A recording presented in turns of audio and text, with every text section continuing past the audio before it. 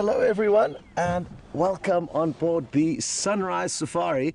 As you can tell from the weather we're experiencing, probably not going to see the sunrise, and just like yesterday afternoon, this rainy, drizzly weather is still around. It pitted and pattered throughout the evening, and we're actually really fortunate that it's dry for now. When I woke up and walked outside my room this morning, the drizzle was very, very thick, but thankfully it has subsided and we have both headed out in terms of myself, Scott, and teamed up with Andrew, as well as Jamie teamed up with VM, and we've both headed into the southern reaches of Djuma to follow up on any sign of possibly the Birmingham boys coming back onto the property. She's working the eastern parts and I'm working the western parts of the southern portions.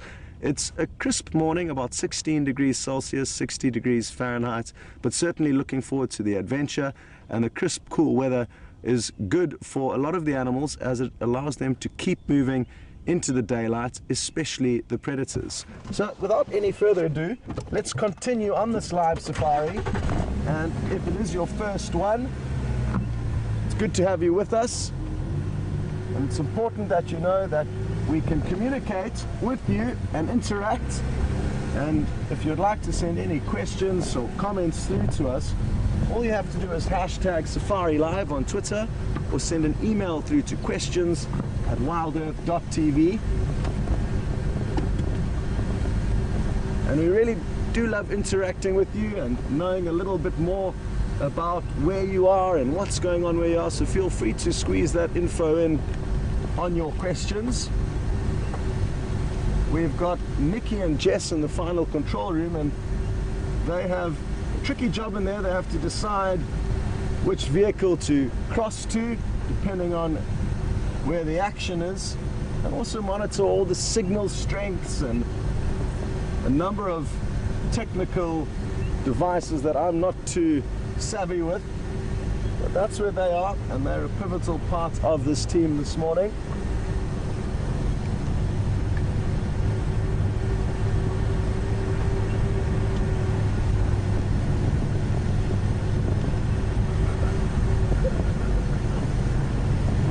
And Donna's just made a great comment, and she was obviously tuned in to the rugby last night. And for those of you who don't know, rugby is a hugely important sport in South Africa, and it was the start of the World Cup for our team yesterday, and I think it was the first time we've ever played Japan, who are not notoriously a very good rugby team, and we lost, which was a massive upset, and a lot of South Africans will be incredibly sad about that score, but let's hope that the team can put it back together. And Donna, thanks for your humor on this topic.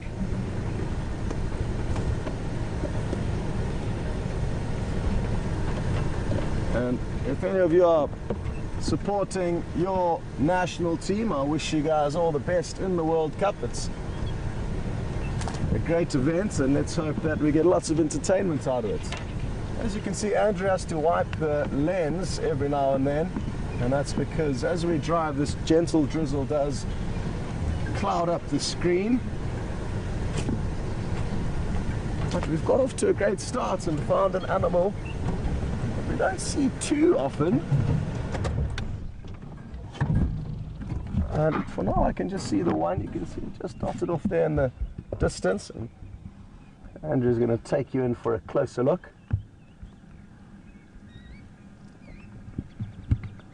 Now, as much as the rain may hamper our ability to take you guys out on safari, it makes for incredibly crisp and clean conditions. And look at the beautiful colors we're seeing, these fresh green buds that the giraffe is nibbling on.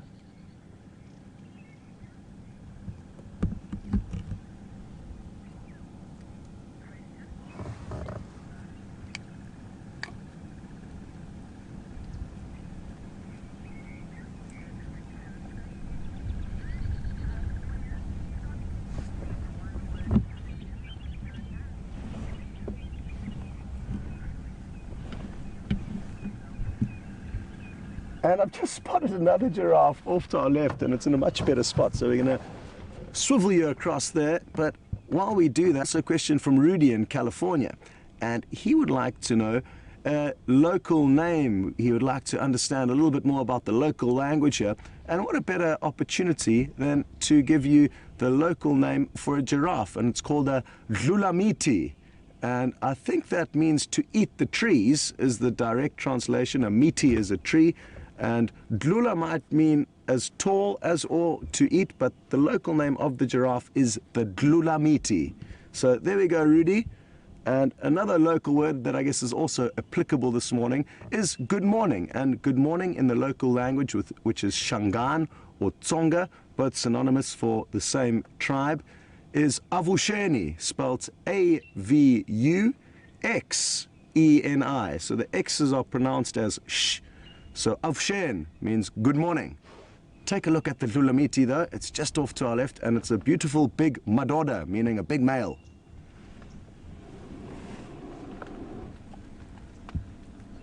And Rudy, good to have you with us.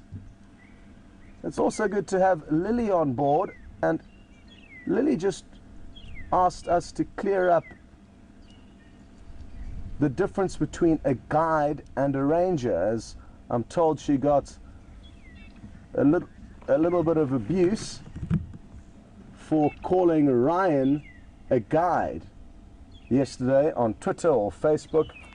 And Lily, I hope everything's well in California, and the good news is that I can assure you that you are actually more correct by calling Ryan a guide than a ranger.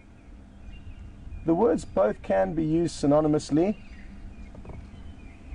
However, rangers are technically the people who work in the field to protect the animals against poachers or work for any wilderness area, but technically don't deal with the guests. They don't necessarily guide anyone through this experience. They merely work in a conservation area. And I think many years ago guides were more commonly referred to as rangers, but as the industry has transformed and progressed, the more applicable word for somebody driving guests around is a field guide. But you shouldn't get into trouble for using either, and whoever did give you a hard time was technically wrong. So I hope everyone is on the same page now. Rangers are people who work out in the field but don't necessarily take guests out, but guides are the ones who are technically the same as what we're doing, taking a bunch of people out on a safari. The drizzle is intensifying, and you've probably noticed a change in scenery. The view we gave you out to the east this morning indicated that the raining drizzle was a little bit further away, but it's made its way towards us, and we are kind of encompassed by a thick drizzle at the moment. And as Andrew zooms out, you'll hopefully be able to get an idea. It's difficult conditions for you to understand exactly how misty it is. But Andrew's working his magic there on the camera. Very gentle breeze blowing. And the problem is while we're stationary like this, we can kind of get away with the filming, but as soon as we start driving, the drizzle gets exaggerated and covers everything in a layer of moisture.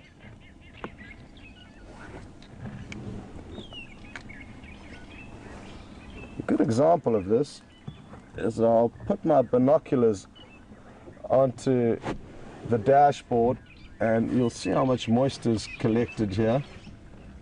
And the binoculars are actually down in between my driver's seats and the passenger seats, and even there it's getting covered in this layer of film. So things are not looking promising for the safari to continue.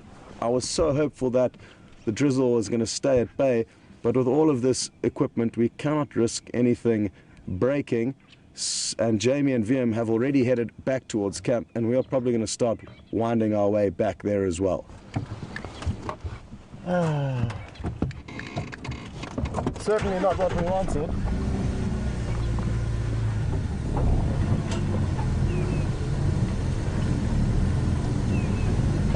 And Linda in Ohio is also on board with us this morning, and she's interested to know if giraffe will ever vocalize. And it's a good question, because no, they technically are a silent animal. Although they do have the ability to make a noise. I've heard the odd strange grunt from a giraffe, but it's not communicatory, so they will not communicate with one another by any vocalizations, nor will they alarm call at anything. So essentially it's a silent animal, but they do have the ability to make some strange noises every now and then. But probably in my whole career I've only heard these strange grunting noises a handful of times.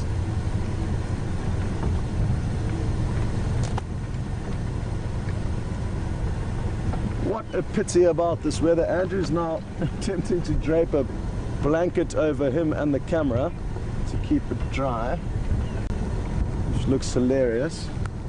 Almost worth a photo quickly that I can screenshot and show you guys later.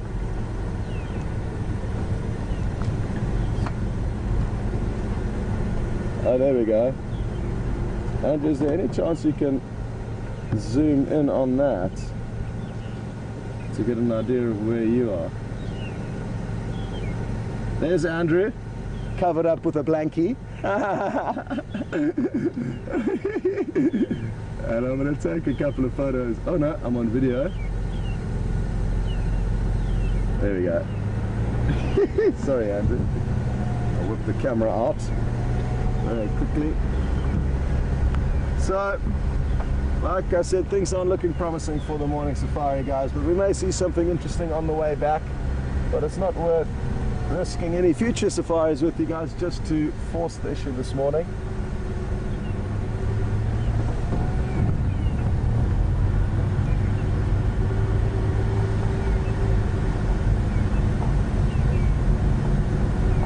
Well, thank you very, very much to Virginia and Kentucky, who's just provided us with some really interesting information, and that is that she's read an article saying that giraffe can communicate through humming. And I certainly haven't heard that. It'll be interesting to know if that is in fact the case, and it certainly could be. So I'm going to have to also do some research, and if any of you know more on the topic of giraffes humming, please feel free to share that with us. But that is a first for me. And like I say, thank you very, very much for sharing that fact with us, Virginia, because there's so much in terms of knowledge that one would need to know everything about this area, and I'm certainly way off from that, and all of your help really does make us fill the pieces of this puzzle a little bit more easily.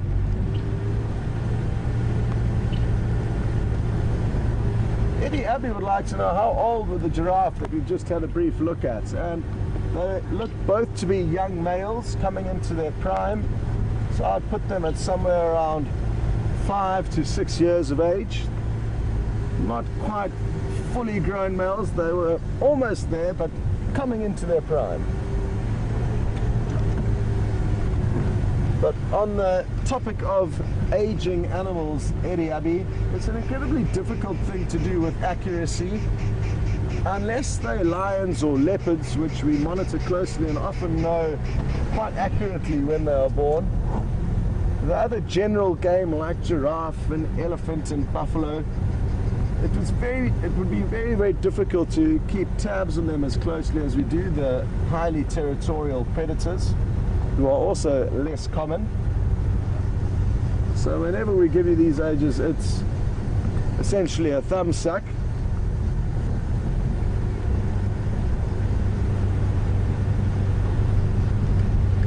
I'm so disappointed about this weather, guys.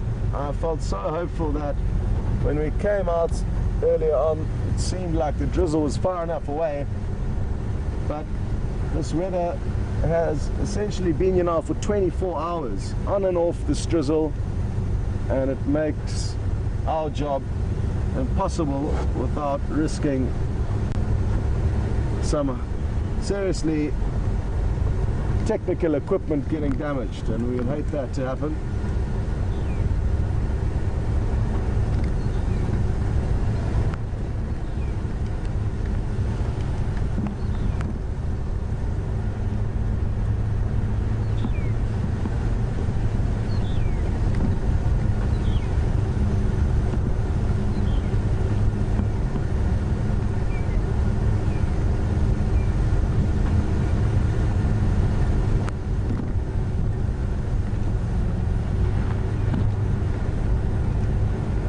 I'm not too sure what the weatherman's forecasts are for the rest of the day, but let's hope that it is going to clear up.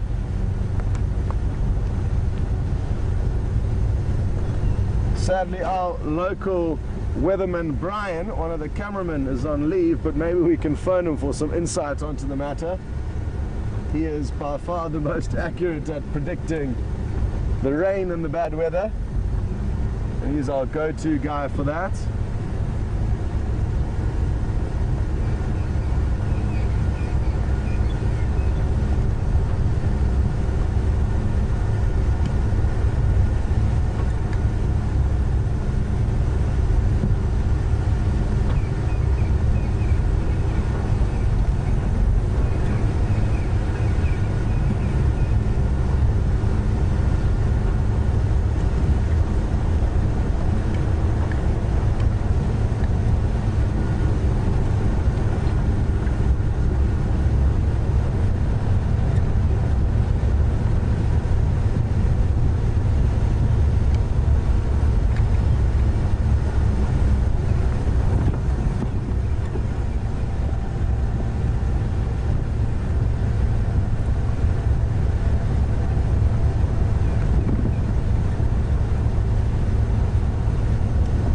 Okay, well, a lot of you are asking for us to head off to a dry area and answer some questions and chat with you guys, and Jamie is one step ahead of you and is ready and waiting to receive you, so we will be able to do that for a short period. And if it doesn't clear enough to head out, then we'll call it a day. So without any further ado, over to Jamie, and we will see you shortly under the carport.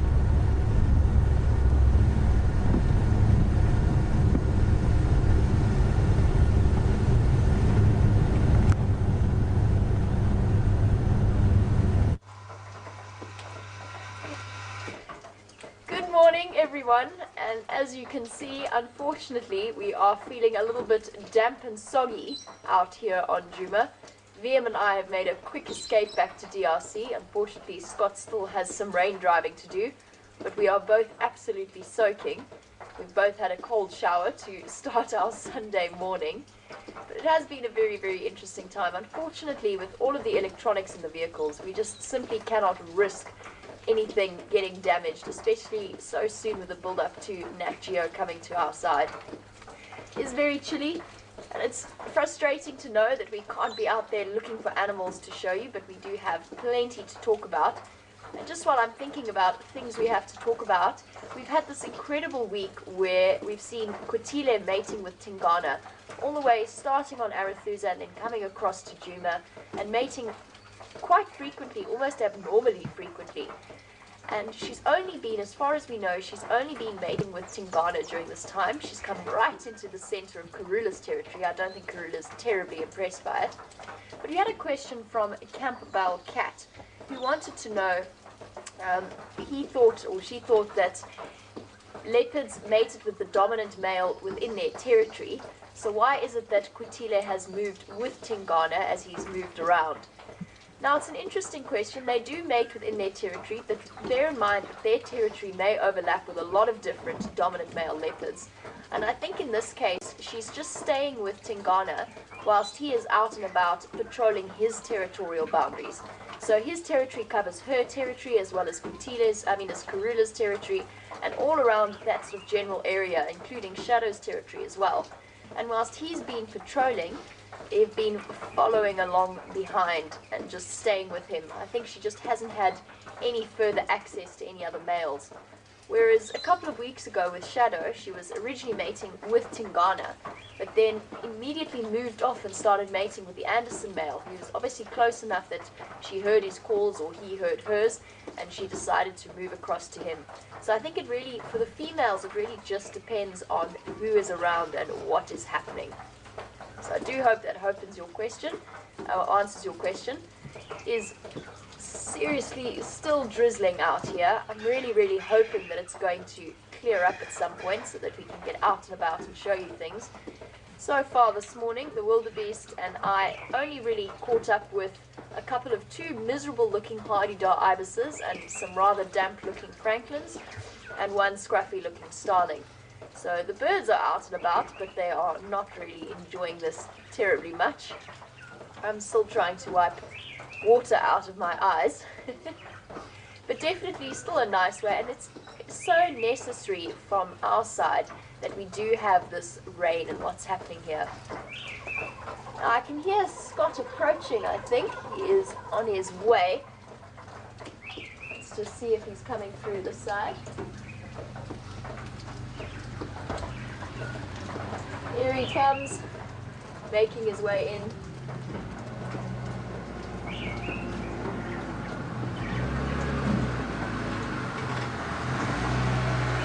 Hi guys! We've made it back safely.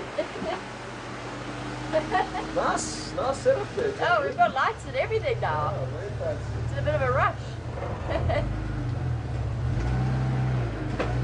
Since we do have a few questions, we'll just wait for Scott to get settled. Now apparently there were a couple of giraffes seen with Scott earlier, and Roberta, you were wondering how old giraffes get. Well, a giraffe can live for quite a long time. I've read somewhere that they can live up to 30 years in captivity, probably a little bit less in the wild. Obviously, there's much more out there to threaten them rather than those living in zoos. Yeah, up to 30 years old, I think, was one that lived in captivity, possibly even older. But generally, you'll see them living sort of between 20 to 25 years of age. I also had a really interesting thought about yesterday's sighting. So yesterday we had that elephant herd right near quarantine on the Sunset Safari, and we'd been with them for we've been with them for 4 drives in a row. That same elephant herd, really cute little baby.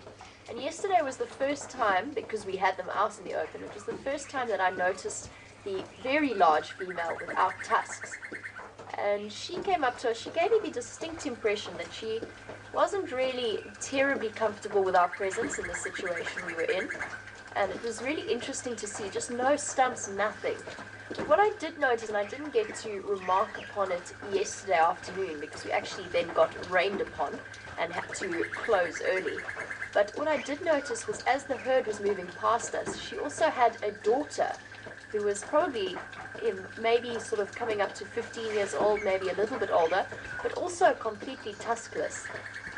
And that is something, it clearly indicates that in this case it is genetic. It's been passed on in the same way that some human beings have brown hair and blonde hair.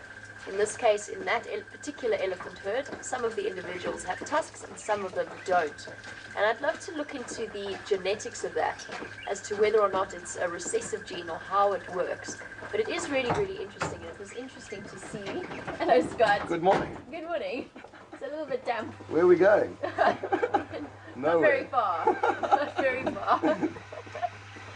Oh, we were busy talking about the tuskless elephant that I saw. Okay. The fact that she had a daughter as well that had no tusks. So it's really an interesting dynamic to see. Yeah. Definitely a lot more unsettled than the rest of the elephants. Oof. And there are some parts of Africa, I've never actually been to anywhere, you get whole herds of elephants without tusks. So genetically over time, they have somehow, obviously maybe lost their need for tusks, or maybe hunters many, many years ago shot out all the tusked elephants. That's very plausible, as the ivory trade was rife many years ago. But you do get areas where entire herds of elephants don't have tusks, so that must be interesting to see. It would be very interesting.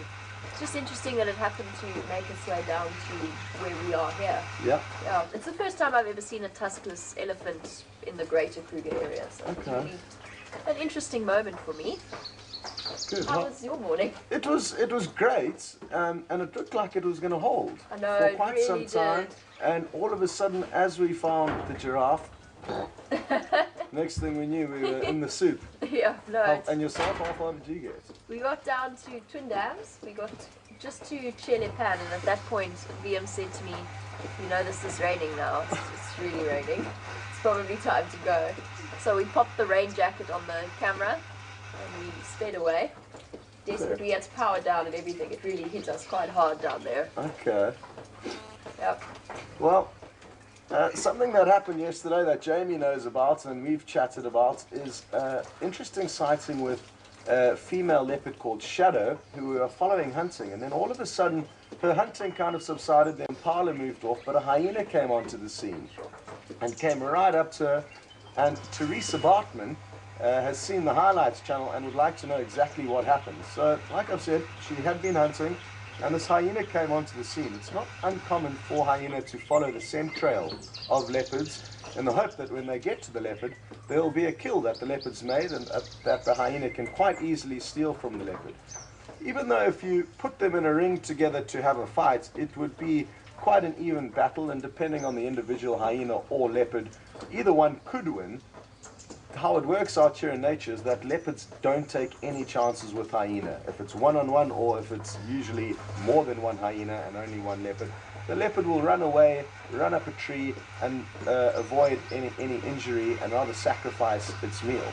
But what was interesting yesterday is because there was no meat, the leopard kind of knew it was safe and just lay on the ground, didn't feel the need to run up a tree, and the hyena was at stages 5 or 6 meters away.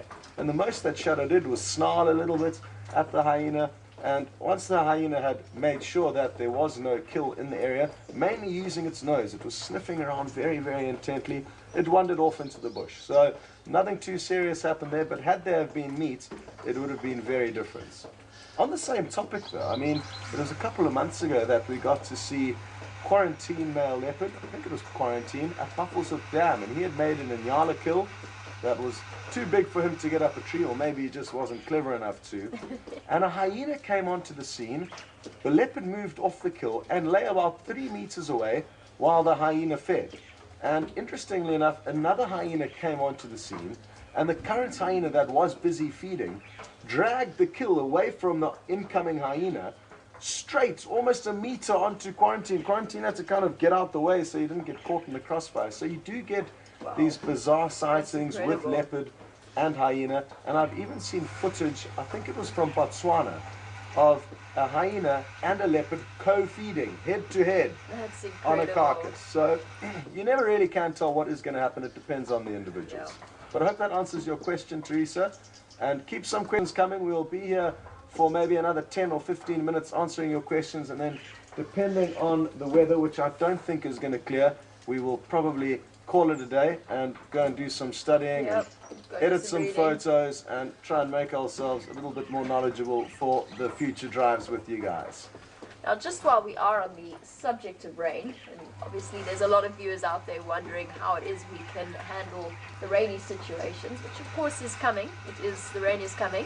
And Roger from Wisconsin was wondering if we couldn't maybe get a canvas cover up on the car and head out that way with 2 presenters possibly together. Apparently it's something that used to happen. Obviously I arrived in the driest part of the season. And I mean, Scott, I'm sure you have stuff to say, but I'm assuming that it was obviously not working too well in terms of...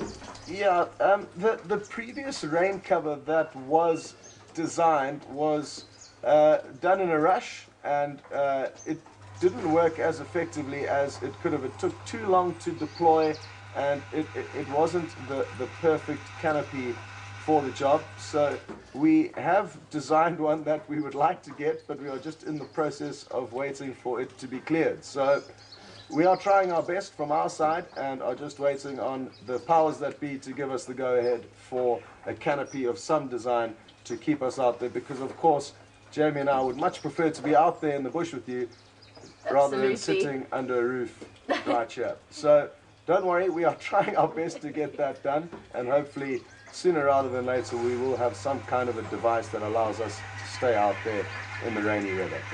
We're definitely working on making a more permanent rain plan. Please excuse the sound of the pump coming through if you are hearing that. We are at DRC, so it's just pumping water to all the inhabitants that live in this camp. Now, I was talking a little bit about elephants earlier, and I just want to go back to that subject because we have a question from Jason in the UK. Now, Jason, you were wondering, because a quiet lion is a deadly lion, whether or not a silent elephant you can apply the same principles to. And the reason I think behind that question is we had two very different sightings that I handled in two very different ways yesterday. So the first one in the sunrise safari, a young bull full of testosterone. He was tussling with his older brother. He then came up towards us in a way that he was just trying to intimidate and throw his weight around. And at that age, that is what young bulls do. They try and work out exactly where their limits are and push the boundaries a little bit. And I immediately met that with quite a stern response. Nothing too serious, just told him, hey, back off a little bit, which he did immediately. Nothing serious at all. And then in the afternoon, that tuskless female that I was talking about, and I suspected she might, if not the matriarch, she's definitely very high up there in the rankings of those elephants. She's very, very big. She's quite an old elephant. And she came to give us a warning, but it was quite quiet. It was just ears open and staring us down. And it was quite a deliberate approach. It wasn't like she turned around and saw us suddenly and decided to come and have a look like the bull did.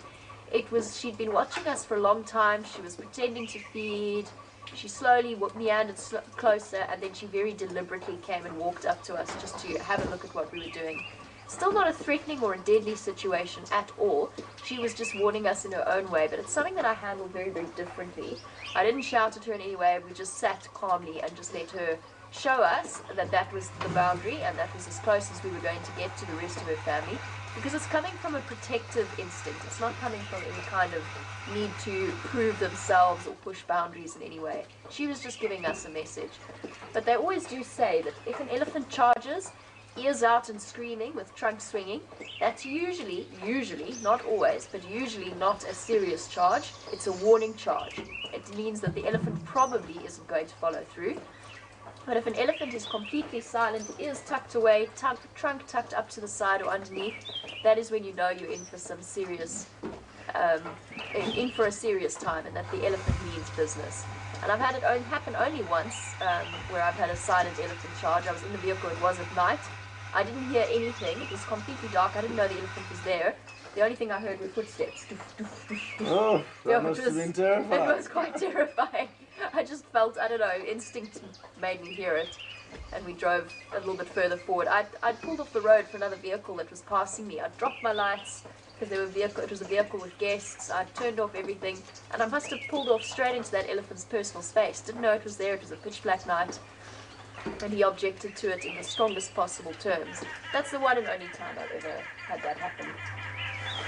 Yep, and like Jamie says, you do have to handle every situation differently, and a lot of that will come from experience with the individual animal that you are viewing and the body language of them. But it's a tricky thing to be sure of, and like we always try and stress to you, each animal is different, just like humans, so therefore you can expect to see different reactions from them when they are getting a little bit worked up. Completely. Absolutely. Still on the topic of elephants, Maggie is interested to know about what will happen with young bull elephants that are kicked out of their herd as they come of age. Somewhere between 10 and 15 years of age, they're likely to move off. And what happens if those same young bulls, 15 or 20 years later, come across their same natal herd? Will they know who they are, and would they potentially mate with them? And I think the answer to both of those questions is yes. I think they will there's a strong likelihood that they will know who the elephants are, who they grew up with. They've got incredible memories, and they do form very, very strong bonds with their mothers and other members of the herds for that first 10 to 15 years of their life. That being said, even though they may know one another, just like Junior, a lion, and his natal pride, the Nkuhuma lioness, he is already showing signs of wanting to try and mate with them. He's becoming sexually curious and inquisitive, and if he was allowed to stay with them, he would certainly mate with them. So animals don't understand that inbreeding is not a good thing, and if it does happen through default every now and then with elephants, it's probably not going to be the end of the world. And the fact that elephants don't have a territory or a home range means that they can disperse throughout the Kruger National Park and move in all different directions, and that means the likelihood of inbreeding is actually quite slim, simply because they wander around wherever they feel free to go. And of course that breeding instinct is very, very strong for animals. They've evolved those natural dispersal methods in terms of trying to prevent inbreeding, but it does happen, it's bound to happen. Yep. Yeah. So yeah, I mean it's an interesting one to just see the way that they come into conflict with each other, and it's a great way of, you know, having an older bull to calm down those hormones. Yeah. Yeah. Quite often in reserves where there have been elephants reintroduced, it's difficult to understand exactly why, but basically young bull elephants who don't have good mentorship from bigger older bulls are typically the ones that misbehave, cause a lot of trouble, even ram into vehicles, and quite often end up needing to be shot. So it's just a good example of how in a natural ecosystem nature takes place and everything takes care of itself, where as soon as you put wild animals into a wild space, but it's not an entirely perfect ecosystem, the balances don't work out and you end up getting problem animals. So interesting how the elephants do have their own kind of education system out here in the wild to teach young bulls to keep their place and not to get ahead of themselves. It is very, very clever the way that elephants are so, and all the animals, but especially since we are talking about elephants, how adaptable they are to the circumstances around them. And we've seen that not just with the natural progression of things with the breeding, but also in situations like, for example, that female with the slightly shortened trunk. I know there's a few of them, but I'm thinking of one in particular. But then we also have a question from Mars in Arizona wondering about the tuskless female and how it is that she might adapt her feeding techniques when she can't use her tusks. And I know that many of the regular viewers will definitely have seen, or if you have traveled to Africa, you almost are guaranteed to have seen an elephant using its tusks, either to dig, to use it to help snap a branch, or to help peel bark away from a tree. They do use them every day in terms of their feeding strategies. But that being said, they don't have to. So for that female, she was big, she was healthy looking, there was absolutely nothing wrong with her. I would say that she clearly reproduced by the fact that there was at least one young tuskless female wandering around. So all she does is she just focuses on different feeding aspects, or she waits until another elephant has finished peeling away some bark, and then she can use her trunk. And you'll probably find her trunk is maybe slightly stronger than the others. She will have adapted perfectly to feeding strategies like that. And it's the same with the elephant with the shortened trunk. She doesn't have the same level of dexterity, but she doesn't look in any way unhealthy or like she's struggling. It just takes her a little bit longer to wrap her trunk around what she's trying to eat, to get it up, anything like that. It just takes that little extra bit of time and attention. 100%. I'm just going to jump out and have a quick scan around the area to see how we're looking weather-wise, but I feel like you said this morning before we headed out, even though it was clear temporarily, the weather over the last 24 hours, and it looks like it's going to continue, these waves of drizzle are coming through. So even though now we could head out just as we did this morning, after 10 minutes, and we've got our hopes up again, we're going to have to turn around and comb. So let's have a look and see. I fear that the only option is to call it a day, sadly, and try and make up for some extra safari action a little bit later on. But it really doesn't make sense, and again we are risking the very precious equipment that gets these broadcasts to you every time we head out without the necessary protection.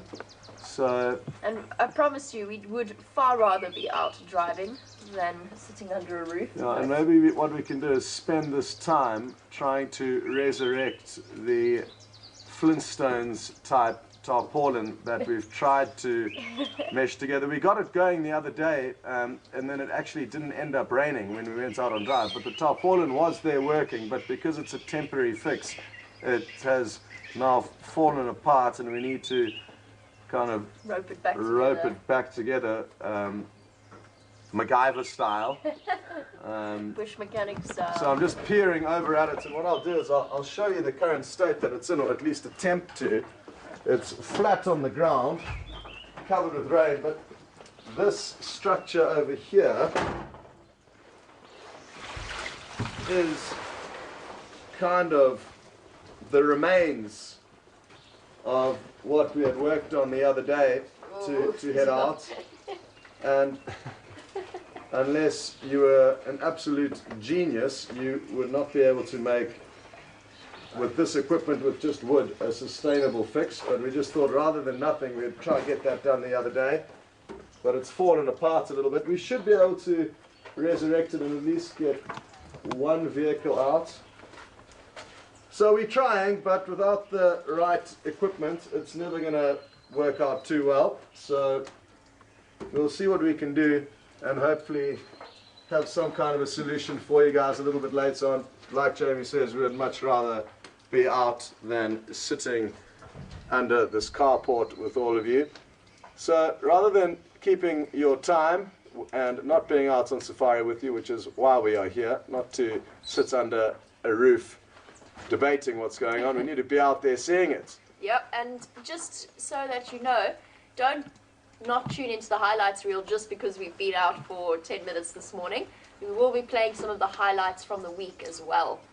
So I think for now we're going to have to finish off, but we will say a big thank you to all of you for bearing with us in this rainy day. Yep, and we will try and resurrect some form of waterproofing for the Sunset Safari, and see you all for that adventure. Hold thumbs, let's hope the weather clears, but until then, goodbye from us. Bye everyone.